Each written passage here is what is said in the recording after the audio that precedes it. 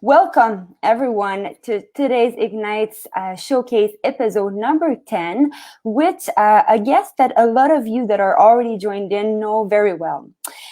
Good evening to our friends joining us from Asia, from Europe, and good morning for those of you joining us from the America. As I mentioned today, my name is Sophie. And I'm also a sport event professional and current igniter. Maybe some of you are joining us for the first time. It might not know exactly what an igniter is. So an igniter is an event professional who has worked alongside one of the four founders of IGNITEX and who shared their desire to strive for affordable, sustainable, and impactful sport events and organization. Over the past months, IGNITE has been showcasing really the story and the journey of some successful sport event professional, and today we will be doing the same. This really has the objective by showcasing these individuals to inspire people to consider a career in sport and to follow their dreams and passion. We also realize that often a lot of people don't really know what is going behind the scene of such big international sport events. So today, hopefully, we get a little bit more insight into what are in the makings of these events. So also, one thing I would really like all of you that are joining us to do is to use the comment section to ask questions to today's guests. And we will try to address them as much as possible during today's episode. As I mentioned earlier, my name is Sophie, and I will be today's host. And I am also an igniter, but also an international sport event professional. I have started my career with the London 2012 Organizing Committee, followed by joining the Canadian Olympic Committee in the Games preparation team, and then joined the NOC Services and Relations team in the Buenos Aires 2018 Youth Olympic Games, and then most recently, Lausanne 2020 Winter Youth Olympic Games, where I had a chance to work very closely with today's guest. A little bit more about today's guest that I said I met actually for the first time at the Youth Olympic Games in Argentina. But over the last year at the Lausanne 2020 Winter Youth Olympic Games, we've worked very closely together. I can say without any doubt that this passionate and very hardworking lady is one of the most organized person I have known. She has been involved in 3 Youth Olympic Games, 3 European Youth Olympic festivals, and have volunteered over 10 events, international events. She is originally from Hungary, but has been traveling around the world over the last years before recently joining the National Olympic Committee of Austria. Today, she will be telling us a little bit more about her story, her successful journey in the sport industry, but also some of the challenges she has faced. So please let me introduce you a good colleague, but also a very good friend of mine, Viktoria Kiss. Welcome. Hi, Sophie. Hi, nice to see you, and nice to see all the viewers who are joining us. Well, of course I don't see you, but you can see me, and I can see your comments. So give me a shout out in the comment section, please. Yes. Well, I'm very happy to be here, and thank you to IGNITE. Thanks to IGNITE for us to give this opportunity to have a chat about my career and our common experiences in the sport event world. That's great. And you are joining us today, Viktoria, from Hungary, correct? Yes, I am at the moment on holidays because this week is my birthday, actually. So I took this week off from work, and I also took this chance to appear on the IGNITE Showcase during my holidays back from home. Yes, and to get us started, I think Vic, it is crazy. Correct me if I'm wrong, but today, exactly at this time, if it would not have been because of the pandemic, you would have been on a flight to Tokyo for the Olympic Games, and in 2 days from now, you would have been celebrating your 30th birthday anniversary and during the opening ceremony. Correct? Exactly. I would be boarding a flight at the moment, I think, or around this time to go to Tokyo. And then, yes, 24th of July, which was the original opening ceremony day of Tokyo 2020, is my 30th birthday as well. So I would have had the most epic birthday party.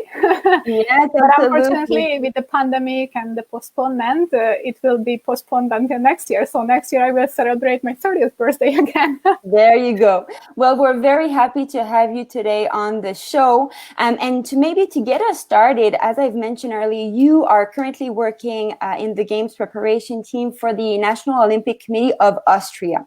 So can you tell us a little bit more, Vic, about your current job and what you are doing? Well, yes, I joined in February, right after finishing in Lausanne. Lausanne 2020, as most of you know, was basically the last major multisport event before the pandemic. So we were lucky to be able to host that event before the pandemic started. And then I joined the Games preparation team of the NOC Austria. I was very lucky to be able to get into this job before the pandemic started and be in the office there, get to know my colleagues. While after, let's say, 4 weeks, we went in a lockdown. We all worked from home for approximately 2 months. So, that was a bit of a challenge for me, especially being the new person in the committee and just getting familiarized with my work.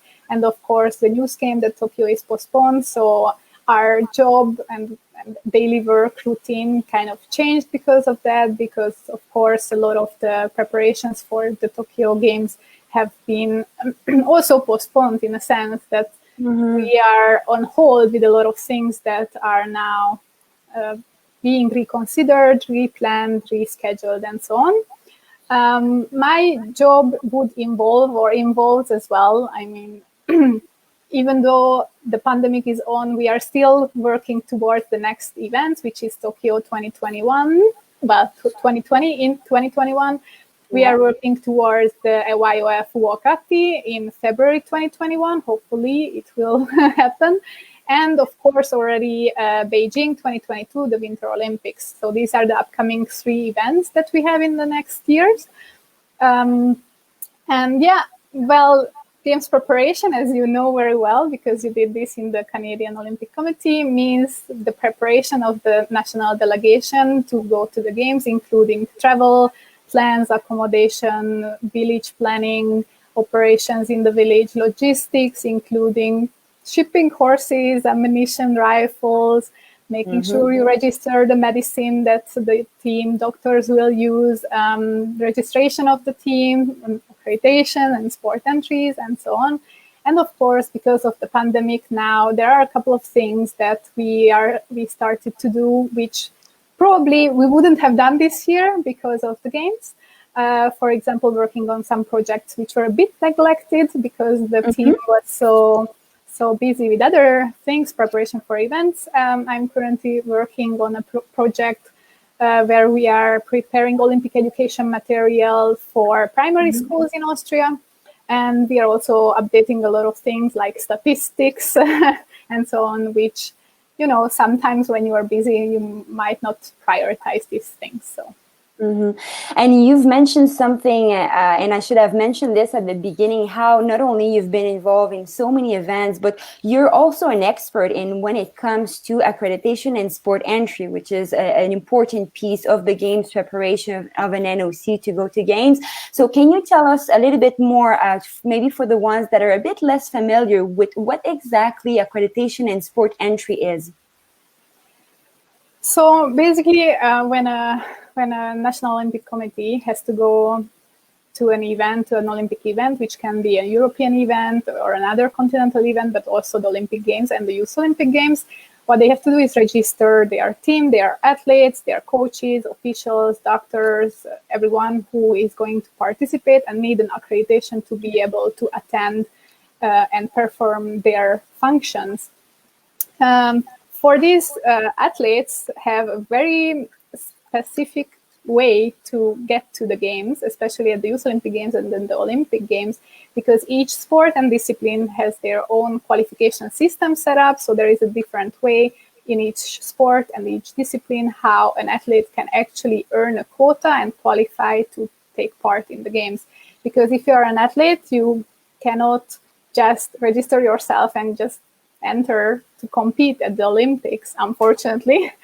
But of course, it's necessary. Otherwise, we would not be able to limit the number of participants, which is essential for planning purposes and also for the games to stay comprised in size, and of course, the costs to stay on hold or at bay, So in sport entries, what we do is work with the international federations and also with the NOCs on predicting who is going to qualify, how many athletes in which sports. We are basically tracking athletes and quotas for each discipline and each organization, each participating NOC. And we are also calculating a lot of other quotas and entitlements, for example, the number of participating team officials who are coming together with the athletes to predict for each team how many people will be in their delegation. And this is very important for the planning of other areas, for example, those who are working in the food and beverage department, accommodation department, because they need to know for how many people they have to plan with. So yeah, we are basically in between delegation services and sport and village, so a little bit of everything, and we provide information once we collected this information working with the different parties. And I really want to highlight how important this area is. I've mentioned earlier that Viktoria and I have been working very closely during the past Winter Youth Olympic Games. I was myself in the NOC Services and Relation team, and we were obviously a small team. And the dependency and really the work, the close relationship that the Accreditation and Sport Entry Department and the NOC Services and Relation have is really critical, as NOC Services and Relation and being the representative of the clients. A lot of sometimes the level of service depend of these numbers of what are your privileges, what are you entitled to. So this is definitely an important, really piece of an organizing committee, this department. Vic, like a lot of event sport professionals that are passionate about sport, you have been yourself an athlete in many sports, especially in figure skating. So can you tell us a little bit more about how you've transitioned from a competing athlete to a sport administrator, being involved in the Olympic movement and in the international sport events?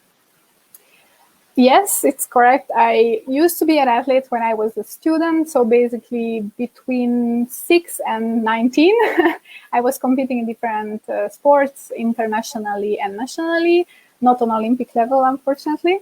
I was trying different sports, and the reason for me trying so many different sports was that I was good enough in everything, but not good enough to, be in an Olympic level or in a world level.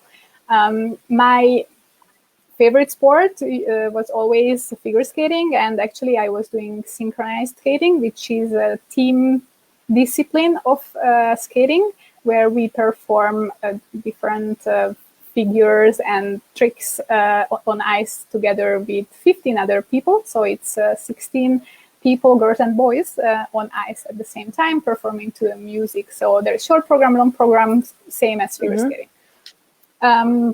But I also did athletics, so track and field, running, and long jump. I did basketball, volleyball on a school level or like national level, and artistic gymnastics. Actually, I competed in at some point. That was very summer and winter both. Yeah.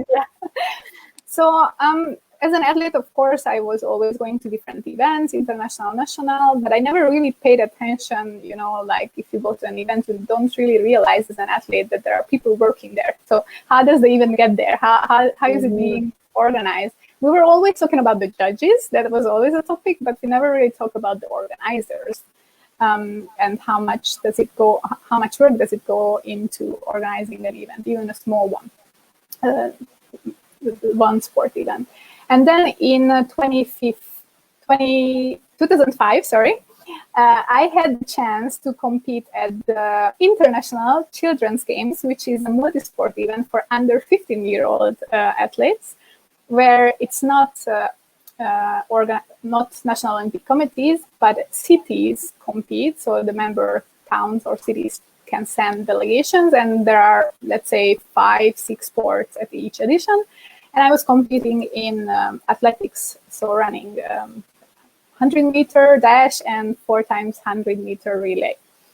And that was the first time we actually had kind of an NOC assistant, so a person who was always with our team and helping us athletes, but also our delegation leaders with everything around our participation. You know, first showing us where to go, where is our training, where is the dining hall, where do we get food, where do we stay, and so on. But during the whole time, they were with us and helping with everything. And that's when I realized that there is an organization who are providing stuff, or who have staff members who work towards making this event a good and organized place where athletes can compete without actually having to think about or get bothered by anything. So everything is there for us, and we just have to start to compete. And it is made very simple for the athletes, actually. So that was the first time that when I realized this, and then I thought, well, you know, maybe I can do this. So I looked into it, and I realized that there is a program called sport management that I can study as a bachelor degree. So that's what I did. Well, it didn't go in a straight line. At first, I started to study tourism management, and then a year later, I also started sport management. So I did both parallel, and I started to volunteer at sport events. At this time, I already ended my sport career because I wanted to focus on my professional career and on, you know, getting a good degree and then finding a job. Yeah. So I started to volunteer at different events, and I fell in love with this world of sport. Absolutely. Like a lot of us do, actually. And we have here a comment from Ilva saying, from Vic, I've learned about rope skipping. I had never heard about it. So I think you've also helped a lot of people, or you help them discover new sports such as synchronized skating. This is great. So Vic, as you said, we probably have maybe today some recently graduated students from sport management programs that are about to enter or start their career in the world of sport, of multi-sport events. And in past episodes of Ignites, often volunteering has been highlighted as a very good way to get started in this industry and start building a network of people. So do you want to tell us a little bit more about what you were saying? You started to volunteer, but how did you go from volunteering to working in so many organizing committee and having such a nice career path over the past years? Well, at first I thought it was going to be easier. When I was a student and studying sport management, I was very motivated, and I thought that, you know, if I'm hardworking enough and talented enough, and then I will be able to just get a job by proving that I'm capable. Well, it turned out that unfortunately that's not necessarily enough. You also need to have a good network behind you, and basically I can say that all the jobs that I worked in the different organizing committees, I got through recommendation, through knowing the right people,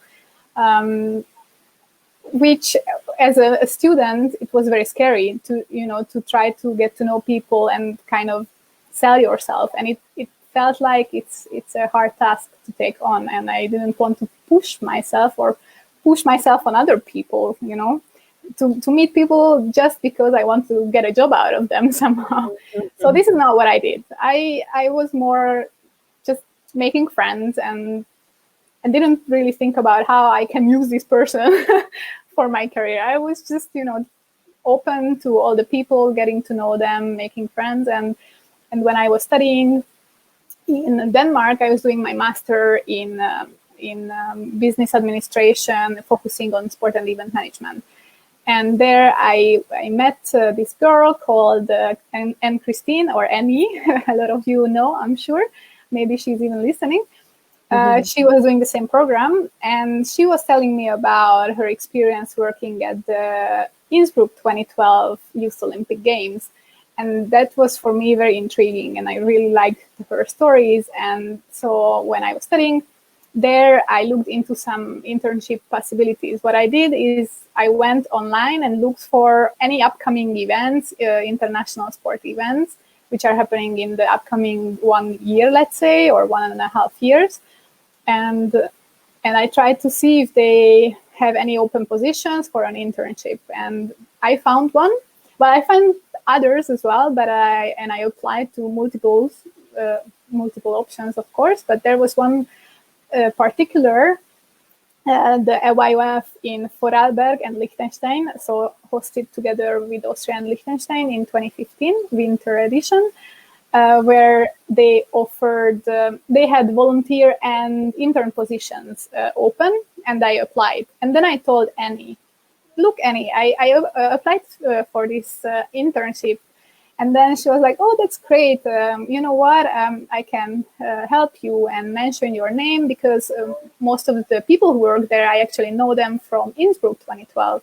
And so she mentioned my name, and I got contacted by my later boss, Wiebke, for an interview. I did the interview, and well, she must have liked me, because she hired me as her intern, and I joined the team 6 months before the event, or 5 months before the event. And I was an intern in the department which was responsible for food and beverage and accommodation and VIP services. So I was helping out in multiple areas as an intern and learned a lot. So that was my first job after volunteering, but it was an internship, of course. So, and I thought that after that, it will be easier having an internship already. Yeah, because after this, maybe you would have thought, all right, let's go next. What's next? And it's going to be easy. Everyone's going to contact me to ask me to work with them. But I don't think it has been exactly the case, right? Not really. So yeah, I was really positive after leaving. After leaving Austria, I came back to Hungary to write my thesis and for the master degree. And I also started to look for a job. And I was hoping with having an internship done already and having volunteer experiences, it will be easier, because I mean, what else can you do? How much more do you need to really get a junior position in any organization? I mean, you know, they expect so much from you, these organizations, but at a young age, you cannot have it all. And even with all these experiences, I was struggling. And I applied for a lot of jobs, and I was interviewed a couple of times, but I never got a job. Well, I haven't got a job for a long time. It was more than a year, almost 1.5 years, until I started a new position. In the meantime, I finished my thesis, I finished the university, and I was volunteering at some more events. I went to Baku European Games, I went to Lillehammer 2016 Youth Olympic Winter Games, and I continued collecting, you know, knowledge and meeting new people and hoping for the best and never giving up. And then finally, I got an offer for joining the team of the European Youth Olympic Festival 2017, which was hosted in my home country, Hungary, in Győr. And I was working there for a little over a year in a very different area. doing some marketing, sponsorship, managing events, side events, and kind of a project coordinator with a touch on a lot of different areas. And my main area or main focus was the look and feel of the games, which I can say that was not my favorite area among those that I tried in my career. Yeah. It is very interesting because so far, Victoria, you have not mentioned anything about accreditation and sport entry. So when did it happen that you became suddenly an expert in this field? When did you start focusing, I would say, within this area? So, well, a lot of you know Neo, and it's about time to mention her, who is one of the co-founders of IGNITE. And she has been my colleague in Austria at the YOF. She was doing accreditation, and I was doing something different. But we talked a lot, and I learned a little bit about what she was doing. And I was already interested back then. And then in 2016, I applied to be a volunteer in the Youth Olympic Winter Games, and I got approved to be an NOC assistant, which was one of my dreams, actually, to be once an NOC assistant. And then we kept in touch with Neo this whole time, and she asked me if I had the possibility or if I wanted to join her maybe a little bit earlier. Then, I had to go there, let's say, a couple of days before the event started as an NOC assistant. But she was asking if I could come maybe a couple of weeks earlier to help her out with her area, which was accreditation and sport entries. And I said yes, because it was perfect timing. I just finished university. I was flexible enough in my job back then to leave for, let's say, a month. It was a little bit longer than a month, maybe 5 weeks. And I learned from her. So the big mentor she is, I consider her my friend, of course, and my mentor. And that's where I started to learn first more about accreditation at that time. And then later on, she kind of taught me, voluntarily. She was teaching me, and I was voluntarily learning about sport entries and what about qualifications and qualification systems and how to read qualification systems and understand and work with Excel. She taught me a lot of Excel as well. And then this is when after you went to work in this area for Buenos Aires 2018, YOG, and then after with Lausanne 2020, you went through Youth Olympic Games.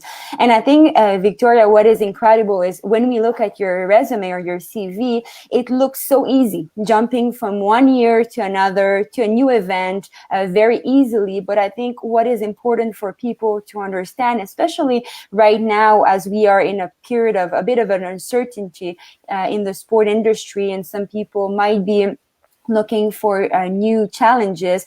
I think throughout your career so far, you've been extremely perseverant, you've been extremely patient and open to learn. And I think this is what led you to these very well-deserved opportunity, obviously.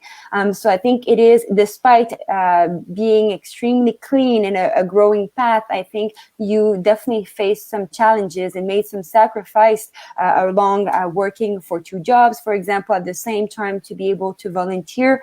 So this is definitely a message I think we would also want to send to all the viewers today, of really follow your dream, and despite sometimes having disappointment moment, to really believe in it and pursue to be successful in the sport industry. Yeah, I agree that not giving up is a big one here, and not letting myself to get distracted or guided in another direction, because of course when people see that I'm kind of struggling, of course, like people who are closer to me see that I'm not getting where I want to be, and then they suggest, maybe you should try something else. And I said, I don't want something else. I want this. My dream is to work at the Olympic Games, which I still haven't done. to be at the big Olympics. It's delayed with a year, hopefully not more. But it's always keeping the goal in your head and work towards it and develop yourself. And yeah, there will be always ups and downs on the way, on the road, and it's very important to try to keep focus, or even if you lose a bit of faith, then you will regain it. There are better days, there are worse days, and absolutely. I was also very, very lucky ever since then. At first, it felt as a rough start, but speaking about it now, and I'm sure that the people who are listening, they're thinking that actually I was very lucky to be able to have this career path that I had, and I'm very grateful for it, actually. Overall.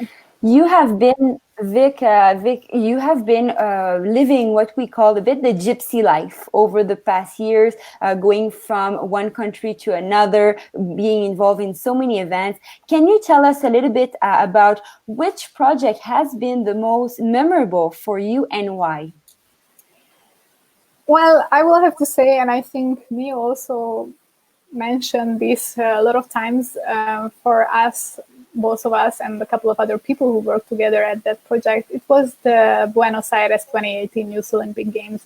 And well, first of all, I haven't been outside of Europe before that. And then I went to Argentina for 14 months, not coming home the whole time. That was a big, big change, a big risk, and a big step for me, going out of my comfort zone for sure. It was a challenging project overall, not just with Accreditation and Sport Entries, but personally as well. Living in Argentina, it wasn't easy. We met a lot of wonderful people, and the people there are very open, and I love the language, even though I don't speak it fluently, but I really enjoyed, the atmosphere there, the openness of the people. I feel like there is no prejudice there. There are so many different people living together. And it was hard and complicated, and a lot of work. We were working on holidays, on weekends, late hours, nights and days, and working with the European NOCs. I was responsible for their accreditation and sport entries process. Of course, we were working sometimes very early in the morning to be awake during the time and be working during the time when they were in the office, as we were 5 hours behind them. Sometimes it clashed or didn't clash very well. And we had a great team, but we had to be a lot to tackle the mammoth of the task that we had at hand. It was complicated. The system that we were working with weren't exactly working according to our expectations. We were finding all kinds of workarounds. We had to use our creativity to make things work a lot of times, because even though we were planning thoroughly everything, there were a lot of surprises and a lot of challenges along the way. But at the same time, it was the best experience, because meeting all these people, including you, of course, and also working with the NOCs. That was the first time that I was in touch with a lot of NOCs from, well, that time Europe, and then later in Lausanne, all over the world, and meeting the people who were working on the other side, which I'm doing now in the NOC of Austria. And I could go on and on about this experience. Yeah, and it takes a lot of courage. It's incredible, Vic, when you say it was my first time getting out of Europe. Who would have thought that? Because of so much travel and being involved in international events, this is really something that, struck me when you say it was my first time going across the ocean. And I can relate to this, as I've been also crossing the ocean on the other side to join the Lausanne 2020 organizing committee. And what helped me a lot, and you tell me if it was a bit the same for you, is to know some people that are already in place in the organizing committee or local from there. I think it really gives you a little, despite, being afraid sometime of, you're often on the plane and saying, where am I going? What am I doing? But to know these people over there that, from either past events or that might be friends of yours that are in the host country, it gives you a certain level of confidence, right? And comfort. Would you say the same for you? Definitely. Going to Argentina, I probably wouldn't have considered it. I wouldn't have dared to do it if I didn't know already Neo was there. And then, of course, I got to know her team very fast. So I was in touch with Andres already before I went there. And he was helping me a lot during my time there, especially in the beginning with all the registration at the migrations office and so on.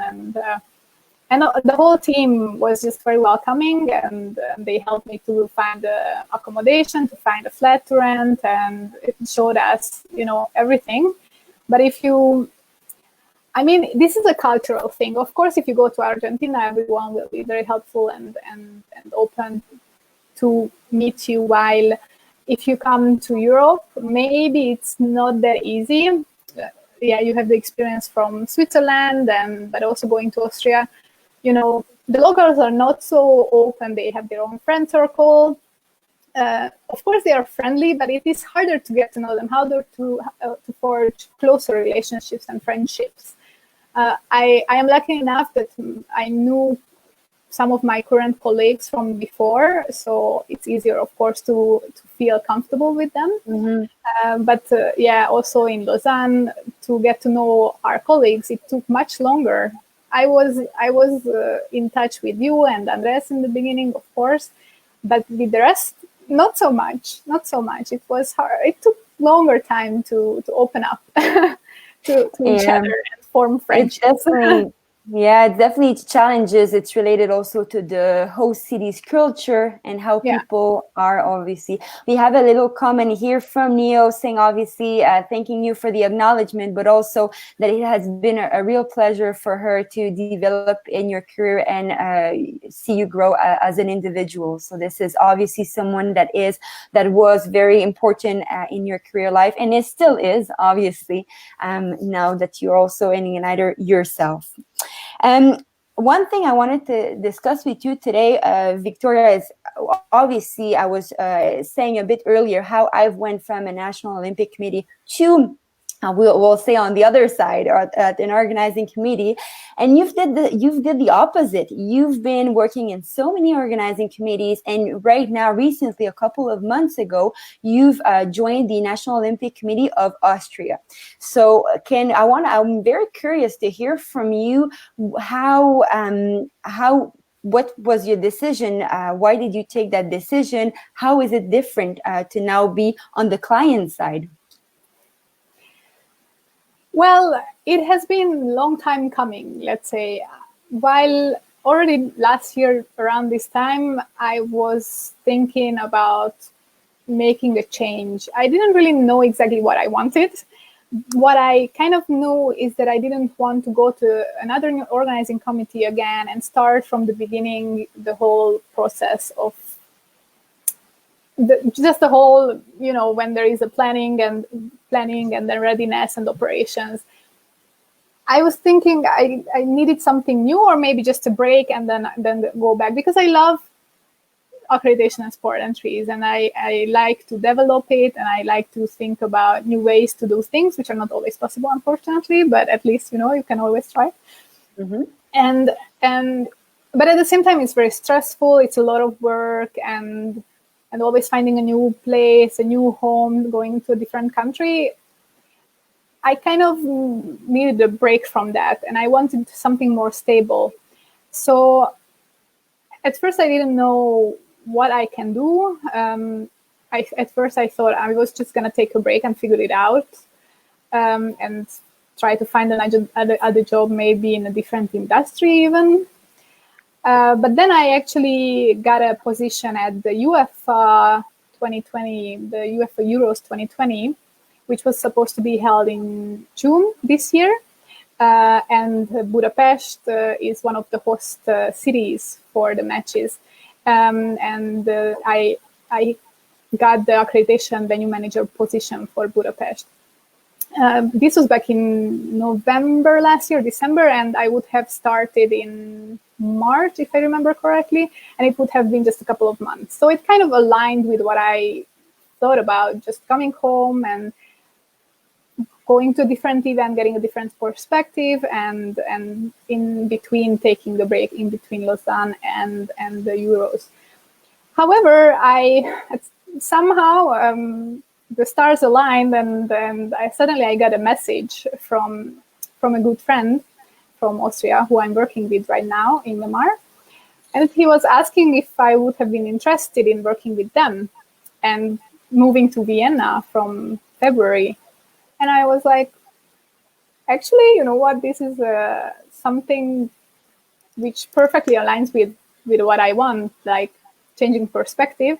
Of course, I was not able to take a break, which I also wanted to, but I could change perspective. I could come closer to home and be very close to my family in Vienna. To Szombathely, my hometown, is less than 2 hours drive between the two. Of course, during the pandemic, when there is a lockdown between the countries, it's not possible to travel. But luckily, at the moment, it's open, so it's very easy to travel between the two. I can have my own place. I rented an apartment. I was lucky enough to find one with the help of a friend and a former colleague. And, you know, I just wanted to build something more stable, have my own place, not always, you know, living with furniture that it's not my own and always moving, but I wanted something more stable. So this was perfect. And so after thorough consideration, because I did write a pro and con list, of course, and contemplating the whole thing. But at the end, it was the perfect decision, especially if you consider that the pandemic started and the Euros were postponed as well. So I wouldn't have had the job, and maybe I would have been without a job for months. But now I have something hopefully stable. I hope that, it's something long term. And I am happy to be in the team who I'm working with. It's a small team, but strong. And together we work together. And of course, it will get more intense, and it will get as busy as it used to be when I was on the other side in the organizing committee, and it will be stressful when the events come and the games start to happen again. But until then, I'm just developing my German, which is not as good as my English yet, but slowly but surely getting there. And familiarizing myself with the city and my work, my tasks. Absolutely. And this is a well-deserved opportunity, Viktoria, for having worked with you. I know how hard worker you are, so we are all very happy for you. One thing that I think will also help you a lot is having worked on an organizing committee side for so many years. It will give you such an appreciation now that you will be at an NOC. Having worked on the organizing committee over the past years, sometimes as an NOC, you don't even realize everything that is going behind the scene. The same way a little bit you were saying earlier about how as an athlete, you don't realize what is going in the behind the scenes. The same thing goes sometimes from an NOC to an OCOG. So I'm sure for this NOC, it will be very handy and helpful for them to have you knowing a little bit more how it works in the behind the scene and how, you can be a good NOC and help the organizing committee, especially now as we are going to face some challenging Olympics and events, upcoming events. So this is great. We are almost done, but before I would love to just take one question that we have from our friend Ilva, the last one, where she says, did you discover something new about yourself while working at the events? As the job is really demanding and challenging, as all of us know, anything that you, as you've grown in your career, you've discovered about yourself? Oh, Ilva, it's a very challenging question, and I would love to have some time to think about it. But the first thing that comes to my mind, or there are two things actually. One is that when you work in events, you will realize that you can do so much, that you can you are capable of anything, really. You can pull all-nighters. Well, I'm very bad at that. I need my sleep. Everyone knows that. But during the games, even when I sleep less and everyone sleeps less, a lot of people, when they are sleep deprived, they become very anxious and very, very nervous, and even, they might lash out and become impatient. And for me, it kind of goes the other way around. So when the adrenaline is going, I feel super motivated. I feel super on top of what I'm doing, and I know exactly when and where I have to be and what I have to do. So I learned this about myself during the events, and especially in Buenos Aires, where, I saw on some of my colleagues, they weren't handling the whole pressure so much as maybe I could, and I felt that I was handling it very well during games time. Mm-hmm. Before that, I had my moments of less patient situations. It's all normal, and we all know about it. but during games time, yeah, and this is another thing to develop, to stay calm and to stay kind. Being kind during an event with your colleagues and also with your clients is the most important thing, because you might need something from someone, and the only way to get it, the easiest way, is if you are asking kindly and being nice. Mm-hmm. And this was something that I was advocating in Lausanne, because working in accreditations, we meet with a lot of people, a lot of clients from all different areas, not only NOCs, but also the locals who are contractors, partners, who are providing different services at the games, and we don't know them. And they all come to you because you are the first person they can talk to. They cannot get into the event. And some of them are less patient than others. And, also in customer service, if someone works in customer service, they have this same experience that, handling people can be very challenging. Yeah, and especially in an environment when sometimes, as you've mentioned, these locals or providers are not used to this limitation of an Olympic world. They're used to have access, and suddenly you cannot have access if you don't have this code on your accreditation. So I absolutely understand, and it's true that being kind with everyone, but also especially in a stressful environment, is very key. Yeah, and this is something that I'm still developing and I'm consciously working on.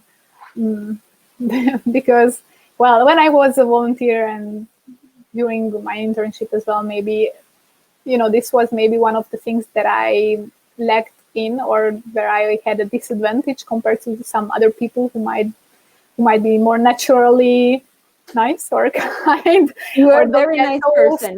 Don't... I mean, depends on the situation, of course, but losing my patience was sometimes a disadvantage of me, but I do think that I developed a lot in the past couple of years in that. This is great. This is great. Yes, I'm just looking at the clock, Vic, and I think we could continue for on and on and on. But as we are heading towards the end of today's session, and before we say goodbye, so at the beginning of today's episode, I've mentioned how it would have been your 30th birthday in 2 days, correct? So I have a little surprise for you. Unfortunately, we would have loved to celebrate with you, but due to I would have loved it too. So I have a little cupcake, online cake for you, Vic. Oh, so cute! So you can blow it. You can actually blow it, and I'll help you and make a wish. Okay. 3, 2, 1. So on behalf of all the IGNITX family, all your friends and colleagues who have worked with you over the past years, we really wish you a happy birthday and all the best for this new decade. Thank you so much. That's very nice of you. And yeah, thank you for the opportunity to be showcased. And thanks, Sophie, for being my host. It was a great conversation. Yes, so we really hope that today's story and journey about Victoria journey in sport has inspired you and is really motivating you to continue follow your dreams.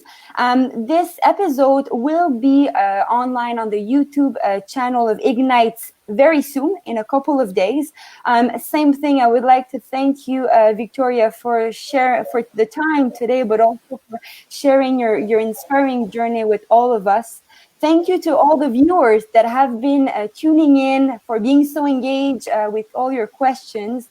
And again, to IGNITX for the great opportunity to be your host today for this episode. Please join us as we will continue to hear more inspiring stories. The next one will be on July 30th at 5 o'clock Swiss time, where we will have a special episode with two FBA alumni, and one of them is actually one of our ex-colleagues from Lausanne 2020. So I think it's going to be very interesting. Thank you so much. I'm looking forward to hear their stories. Yes, we will be there for sure. On the other side this time. So thank you so much again to everyone. Thank you, Victoria. Please all take care. Thank you for all the viewers. Yes, and we hope to see you all very soon. Goodbye, everyone. Bye-bye.